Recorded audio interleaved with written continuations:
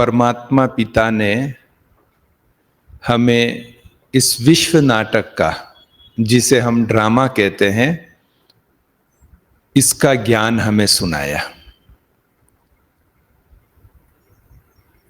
दुनिया में लोग बहुत ही दुखी, परेशान, निराश, हताश हैं, चिंता मग्न है, मन में कई प्रकार के प्रश्न हैं।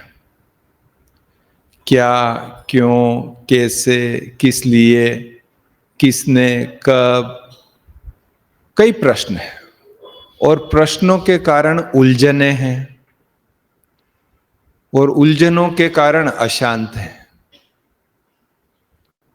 और अशांत होने के कारण कुछ न कुछ एक्सीडेंट होते रहते हैं। आपसी संबंधों में भी एक्सीडेंट होते हैं, मनमुटाव भी हो जाता है, मिसअंडरस्टैंडिंग भी हो जाती है, और वो सारा खेल चलता है। हम इस ईश्वरीय विश्वविद्यालय के स्टूडेंट्स को शिव बाबा ने ड्रामा का अद्भुत ज्ञान बताया, और ड्रामा की 4 विशेषताएं तो हमने आपको पहले भी सुनाई है। ड्रामा फिक्स है, ड्रामा एक्यूरेट है, ड्रामा कल्याणकारी है, और ड्रामा न्यायकारी है। इन 4 विशेषताओं के ज्ञान के कारण और हमारे विश्वास के कारण हमारे मन में ये प्रश्न नहीं उठते हैं, और हम निश्चिंत रहते हैं। इसके साथ साथ एक बहुत इंपॉर्टेंट बात जो ड्रामा की समझने जैसी बाबा ने बताई, वो बाबा कहते हैं कि एक्सपेक्ट मत करो, एक्सेप्ट करो। दोनों इंग्लिश के शब्द है, एक्सपेक्ट और एक्सेप्ट। एक्सपेक्ट मतलब आशाएं रखना, उम्मीदें रखना किसी के साथ, और एक्सेप्ट मतलब स्वीकार करना। अब जब हम किसी के भी साथ आशाएं, उम्मीदें रखते हैं, तो ये निश्चित है कि वह व्यक्ति बिल्कुल हमारी उम्मीदों के अनुरूप ही कारोबार करेगा, यह कई केसेस में संभव नहीं होता है। और जब वो संभव नहीं होता है तो क्या होता है, तो थोड़ा सा दुख की फीलिंग आ जाती है। किसी किसी को तो फीलिंग आती है, और कोई कोई तो डिप्रेशन तक में चले जाते। इतनी वैरायटी हो जाती है इसमें।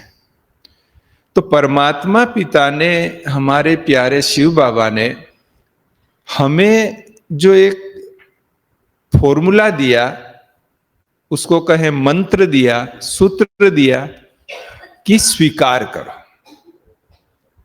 जो हो गया उसे स्वीकार करो, जो होना है उसके लिए शुभ भावना रख के पुरुषार्थ करो।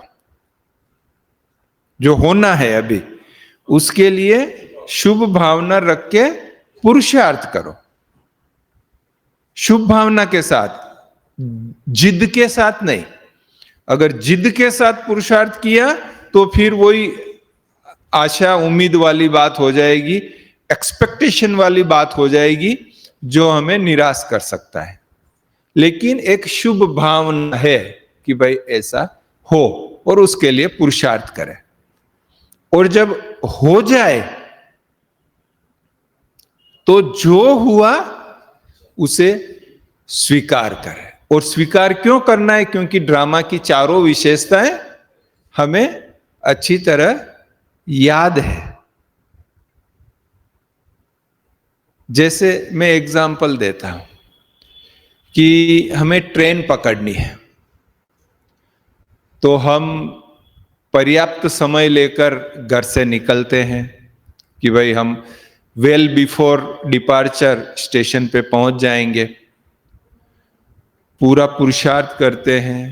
कहीं छोटा मोटा ट्रैफिक दिखाई देता है तो रास्ता बदल के भी चलते हैं कि चलो इस रास्ते में ट्रैफिक है तो हम दूसरे रास्ते से चले,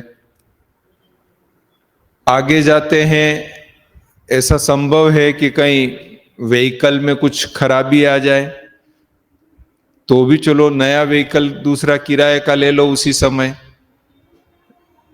फिर चलते हैं। स्टेशन पे पहुंचते पहुंचते ऐसा लगता है कि भाई ट्रेन तो खड़ी है और छूट जाएगी, तो शायद थोड़ा तेज भी चलना पड़ता है तो चल लेते हैं। सब कुछ करने के बाद अगर हमारी आंखों के सामने ही ट्रेन निकल जाती है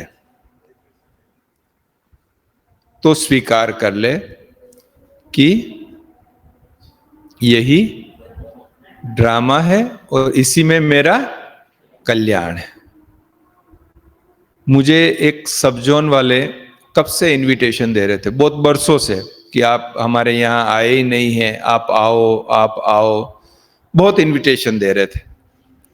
तो मैंने अभी सोचा कि ये 12 मार्च 13 मार्च से 17 मार्च तक मेरे पास टाइम है, तो मैंने उनको सामने से प्रोग्राम दिया कि मैं इन 3 दिनों में आ सकता हूँ, सैटरडे संडे भी है तो आ सकता हूँ। तो उन्होंने वो तो बहुत खुश हो गए। उन्होंने तो अपने सभी सेंटर पर भी, जो कनेक्शन के सभी सेंटर है उनको भी इन्फॉर्म कर दिया, ये वो सब तैयारी हो गई, हमारी भी जाने की तैयारी हो गई। पहले मेरा फ्लाइट टिकट कराने का था, फिर मैंने सोचा कि फ्लाइट कराने के बजाय मैं कार से ही जाऊं तो रास्ते में जो सेंटर्स आते हैं तो वहां पर भी थोड़ा रुक सकें, और तो कार का प्लान बनाया। तो टिकट मैंने कोई बुक नहीं कराया। अभी सबको इन्फॉर्म करना ही था कि वो बहन जी का मैसेज आया कि हमारे जोन इंचार्ज ने उन दिनों में बड़ी मीटिंग रखी है, हम सभी बहनों को उस मीटिंग में जाना है, तो इन डेट में प्रोग्राम नहीं हो सकता। मैंने सोचा कि मैंने सारा एडजस्ट करके ये प्लान किया, नहीं जा सकता, फिर ड्रामा, अपन तो खुश है, ड्रामा चलो। अभी मैंने ईमेल पढ़ा तो उस ईमेल में आया कि यज्ञ की एक बहुत इंपॉर्टेंट मीटिंग उन्हीं दिनों में, जिसमें मुझे आबू में हाजिर रहना जरूरी है। तो देखो कल्याण अभी दिखाई दिया, 2 दिन बाद कल्याण दिखाई दिया कि वो मीटिंग मेरे को हाजिर रहना जरूरी था। हो सकता है कि मुझे प्रोग्राम कैंसिल करना पड़ता उस मीटिंग के कारण, तो मेरा प्रोग्राम पहले से ही कैंसिल हो गया। और मैंने फ्लाइट टिकट भी नहीं की थी कोई भी, तो वो भी कोई नुकसान नहीं हुआ। तो हमें थोड़ा धीरज रखना पड़ता है, लेकिन इस ज्ञान को समझ के स्वीकार करना पड़ता है। जब हम स्वीकार कर लेते हैं तो मन बिल्कुल शांत हो जाता है। आप प्रैक्टिस करके देखो कि जो होता है, जो भी हुआ, उसमें आपका नुकसान भी हो गया, अभी नुकसान दिखाई दे रहा है कि नुकसान भी हो गया, फिर भी स्वीकार कर लो कि हाँ कोई बात नहीं, ये भगवान का बनाया हुआ ड्रामा है, कल्याणकारी है और उसमें ही मेरा कुछ भला है। ये सोच के आप स्वीकार कर लो, देखो मन कितना शांत हो जाएगा, एकदम निश्चिंत हो जाएगी। कहे ना, बनी बनाई बन रही अब नहीं बननी कोई, चिंता ताकि कीजिए जो अनहोनी होए। अनहोनी तो कोई हो ही नहीं रही है, फिर चिंता किस बात की। तो हम तो भगवान का शुक्रिया मानते हैं कि हमारे प्यारे पिता ने हमें कितना अद्भुत ज्ञान दिया और ऐसे कलयुगी वातावरण में भी निश्चिंत रखा हुआ है। ओम शांति।